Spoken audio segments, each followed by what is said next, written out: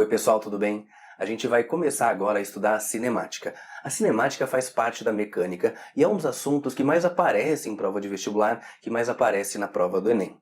E a gente começa hoje com alguns conceitos bem básicos, mas fundamentais. E detalhe, a maioria dos teus concorrentes acaba se enganando em algumas coisinhas que eu vou te mostrar aqui, tá certo? Por exemplo, dá uma olhadinha nesse vídeo aqui atrás. Tá vendo o cachorrinho no carro ali? Me fala uma coisa, só de olhar, você sabe me dizer se esse carro está em movimento ou repouso? E o cachorrinho está em movimento ou repouso? A gente vai estudar isso bem certinho. Uma outra situação para você ver. Aqui atrás você está vendo ali uma tabela de basquete e você vai perceber que de vez em quando chega uma bola, né? Que alguém joga para fazer a cesta. E aí, como é que você vai descrever a trajetória, o caminho que ela faz para chegar até a cesta? Isso a gente vai discutir bem direitinho também, se são conceitos absolutos, se são relativos e tudo mais, tá bom? Vem aqui comigo, vamos lá, vamos começar.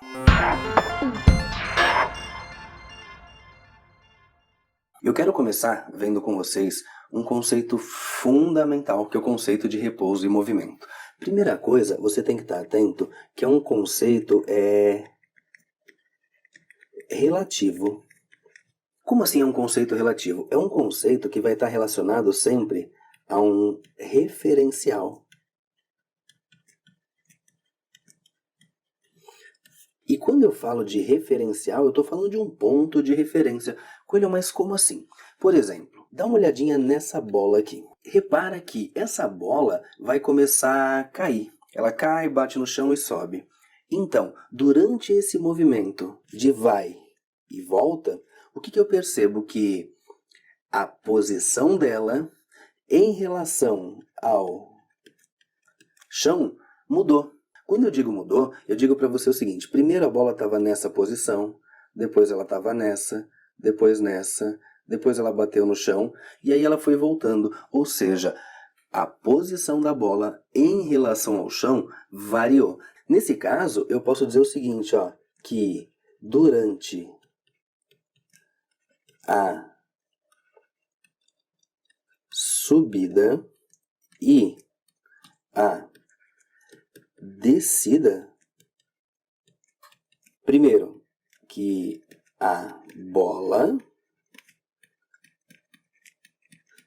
está em movimento.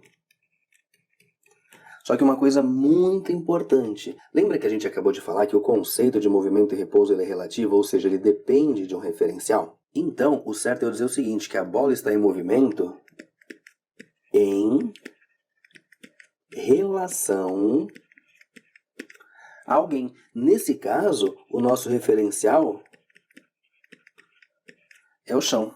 Pessoal, olha só. Então eu tenho aqui o chão e a bola. A bola desceu, bateu no chão e subiu. Então a gente falou que durante esse movimento de desce e sobe, que a bola está em movimento em relação ao chão. Por quê? Porque em relação ao chão, a posição da bola mudou. Mas eu também posso usar a bola como referencial. E olha só, se a bola é o meu referencial, durante o desce e sobe, a posição do chão em relação a ela também está mudando, por mais do que quem está descendo e subindo seja a bola, tudo bem? Então, como a posição do chão está mudando em relação à bola, eu posso dizer o quê? Que o chão está em movimento em relação à bola, tá certo? Bom, vamos anotar isso e vamos seguir com mais um exemplozinho, vem aqui comigo. Então a gente vai anotar o seguinte, ó, que o chão está em movimento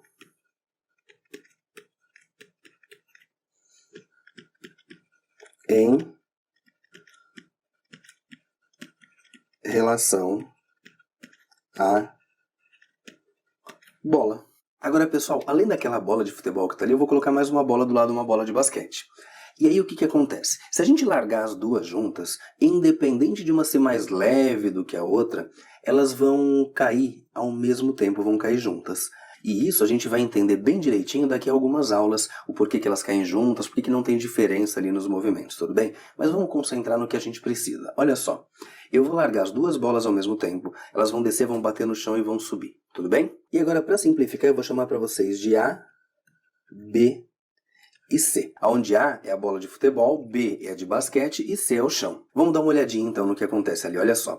As duas descem juntas, batem no chão e sobem. E a gente viu agora há pouquinho então que A em relação a C está em movimento, ou seja, a bola de futebol está em movimento em relação ao chão, da mesma forma que o chão está em movimento em relação à bola de futebol.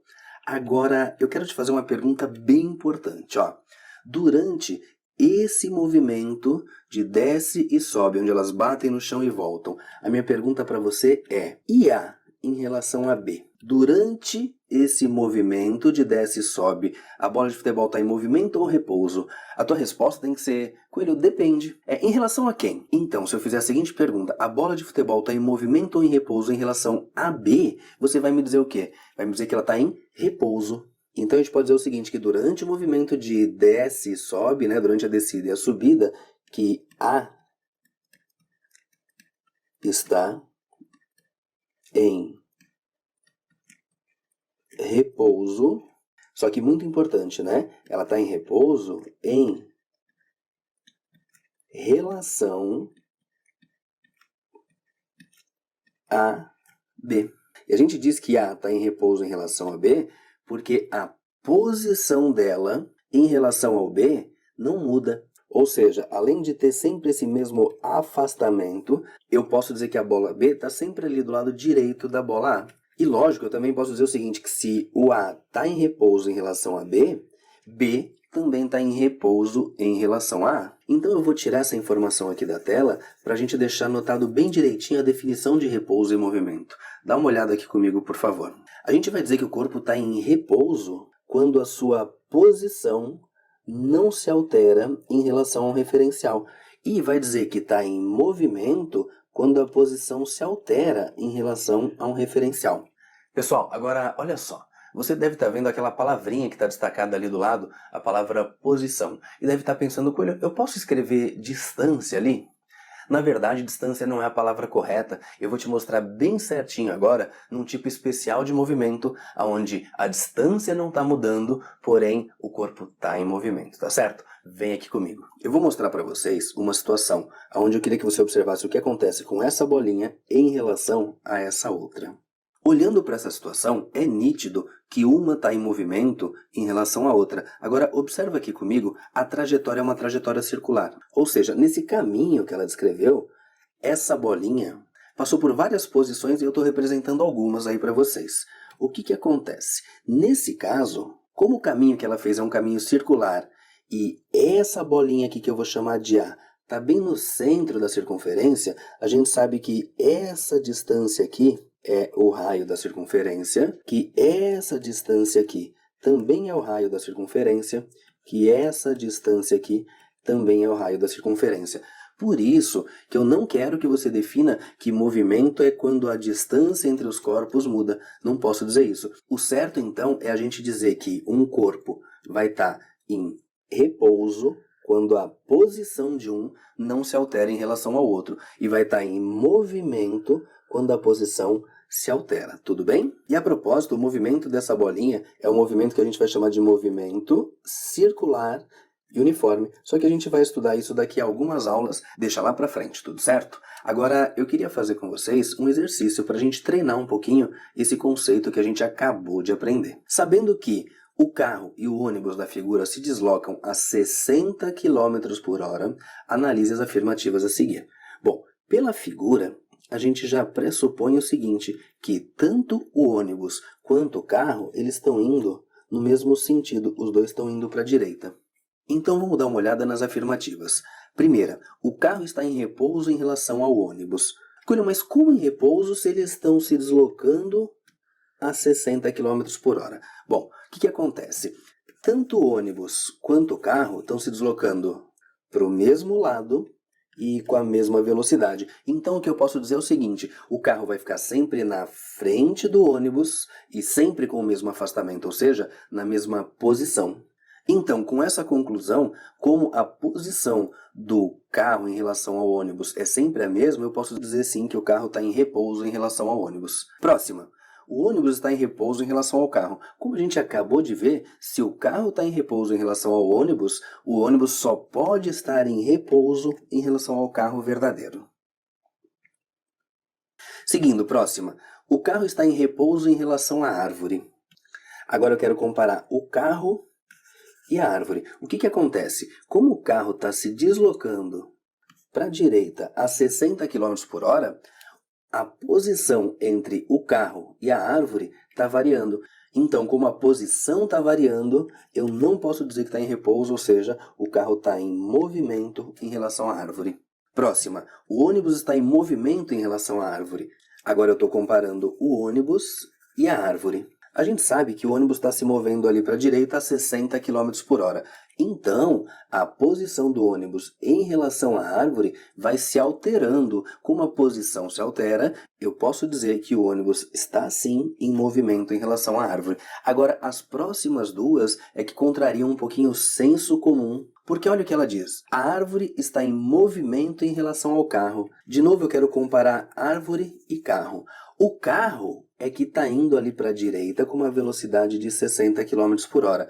Porém, como a posição da árvore está mudando em relação ao carro, eu posso sim dizer que a árvore está em movimento em relação ao carro. E a última, a árvore está em movimento em relação ao ônibus. Se a gente olhar para a árvore que ele falou e para o ônibus, o que acontece?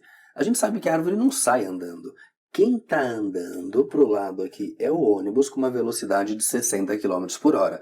Porém, se a gente usar como referencial o ônibus, eu digo que a posição do ônibus em relação à árvore ou da árvore em relação ao ônibus está mudando. Então, eu posso sim dizer que a árvore está em movimento em relação ao ônibus. Tudo bem? Agora, eu queria falar com vocês sobre trajetória. Dá uma olhada aqui nessa situação. Eu tenho uma pessoa representada aqui e tenho um avião voando que vai lançar uma bomba, por exemplo.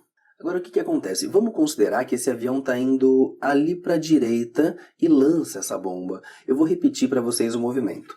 O que acontece? O avião está indo para a direita e ele lança essa bomba, ou seja, ele larga a bomba. Então a bomba continua indo para a direita, só que ela começa a cair. Aí o que acontece? Tanto vocês quanto essa pessoa que está aqui observando vão ver a bomba fazendo esse caminho aí que eu estou mostrando na animação, tudo bem? Agora, se a gente pegar o movimento todo que essa bomba fez e for tirando pequenas fotos do caminho por onde a bomba passa, a gente vai perceber que ela passou por todas essas posições que eu estou mostrando para vocês aí na tela. Esse é o caminho que a bomba fez para você que está assistindo a aula, para essa pessoa que está ali no canto observando. Eu vou destacar para vocês aqui então esse caminho que a bomba fez e a gente pode dizer que essa trajetória foi uma trajetória parabólica. A gente vai aprender vários detalhezinhos dessa trajetória parabólica mais para frente, mas agora eu quero discutir outra coisa com vocês. Imagina o seguinte, que o piloto desse avião está fazendo um treinamento, ou seja, ele quer ver se consegue acertar o alvo. Aí, assim que ele lança a bomba, ele começa a olhar para baixo para ver a bomba. E aí você percebe o seguinte, que durante o deslocamento do avião, ele vai olhando para baixo e vai vendo a bomba sempre abaixo do avião, porque os dois estão indo para a direita. Então, para a pessoa que está dentro do avião, ela vai perceber a trajetória um pouquinho diferente, vai ver essa bomba caindo abaixo do avião sempre. Então, nesse caso, a trajetória que a bomba fez foi essa. A gente pode dizer que essa trajetória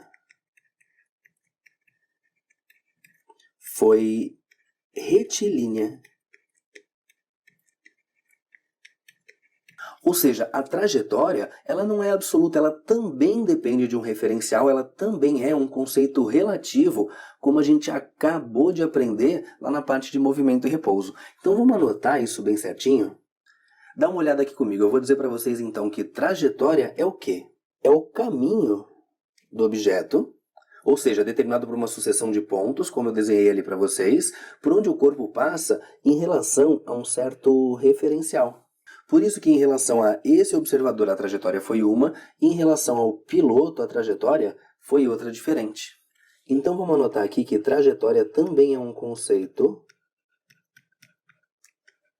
relativo. Ou seja, ele depende do referencial que a gente adota, que a gente escolhe. E para a gente ver se entendeu bem direitinho esse conteúdo, vamos fazer mais um exercício que eu trouxe aqui para vocês. Uma pessoa encontra-se em um lugar fixo de um caminhão animado de movimento retilíneo e cujo valor da velocidade é constante. A pessoa lança uma pedra verticalmente para cima, desprezando-se a resistência do ar, pode-se afirmar que... Pessoal, depois a gente dá uma olhadinha nas afirmativas, mas a questão fala o seguinte, que tem um caminhão, a pessoa está aqui em cima do caminhão e ela vai jogar uma pedra verticalmente para cima. Tudo bem? Ela joga a pedra para cima, porém o caminhão está em movimento para a direita. Eu vou representar isso numa animação para a gente conseguir entender melhor. Eu tenho ali então o nosso caminhão e ele vai se deslocar para a direita com a pessoa em cima e com velocidade constante. Agora a ideia é a seguinte, a pessoa está ali em cima do caminhão, ela está com uma pedra na mão e ela vai jogar essa pedra para cima conforme o caminhão já está indo para a direita. Então o que a gente sabe que vai acontecer? Essa pedra está indo para a direita junto com o caminhão e junto com a pessoa que está em cima dele. Só que essa pessoa vai jogar a pedra para cima, essa pedra vai subir e a gente sabe que tudo que sobe desce, ou seja, a gente joga a pedra para cima e depois ela cai. E lembra que a gente acabou de aprender que o caminho que a pedra vai fazer, a trajetória, depende da referência, do referencial, ou seja, para a pessoa que está aqui. Se ela joga a pedra para cima, a pedra vai subir e descer. E para a gente que está olhando esse movimento acontecer, essa pedra vai subir e descer sim, só que ela também está indo para o lado. Então ela vai passar por várias posições diferentes e vai cair na mão da pessoa de novo. Só que é claro, né? Quando ela chega na mão da pessoa de novo, como o caminhão está indo para a direita, ele não está mais na posição que estava, ele está numa outra posição diferente, tá certo? Eu vou deixar essa figura aí na tela, só que um pouco menor, para a gente conseguir analisar as alternativas. Letra A. A pedra atingirá o solo na vertical no ponto em que foi lançada. A afirmativa está dizendo o seguinte, que ela vai voltar para cá, mesmo o caminhão indo para a direita, então está errada. Letra B. A pedra retornará à pessoa que o lançou. Sim, a pedra vai retornar à pessoa que lançou, porém lá para a direita e não na mesma posição, não no mesmo local. Então a letra B está certa, é a nossa resposta. Mas a gente vai dar uma olhada nas outras afirmativas. Letra C. A trajetória será uma reta vertical em relação à Terra. Não, pessoal, em relação à Terra, eu posso usar a Terra um ponto de referência qualquer aqui. E em relação à Terra, em relação a você que está na frente da tela, a trajetória vai ser essa daqui, que ela não é retilínea, ela é parabólica. Então tá errado dizer que vai ser uma reta. Letra D. A trajetória será uma parábola em relação ao caminhão. Não, né, pessoal? Em relação a um ponto na Terra, ele é uma parábola. Agora, em relação ao caminhão, a gente vai dizer que essa pedra simplesmente subiu e desceu. Então, em relação ao caminhão, a trajetória é uma reta, tá? Ao contrário do que acontece na letra C. Letra E. A pedra atingirá o solo na frente do caminhão. Não, ela vai voltar na mão da pessoa que só jogou a pedra para cima. Para que ela chegasse num ponto à frente, além de jogar para cima, a pessoa teria que jogar a pedra para frente também. Então, tá errado o item E. Nossa resposta é a letra B. Pessoal, e com isso a gente mata esses conceitos de repouso, movimento e trajetória, que são bem simplesinhos de entender, porém fundamentais para que a gente possa aprender bem certinho toda a cinemática, tá certo? Tchau e até a próxima aula.